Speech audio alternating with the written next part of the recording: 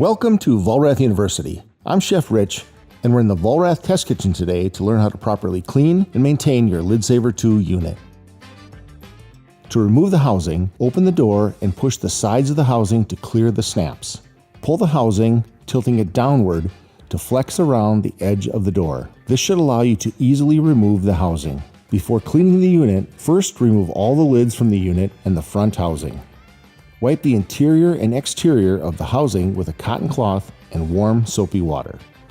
Next, saturate each pager assembly with warm soapy water several times. Flex the pager flipper, making sure it moves freely. Finally, push the piston to the back of the tube to expose and properly wipe the bottom of the tube. To learn more about this or any other Vollrath product, visit us online at vollrath.com.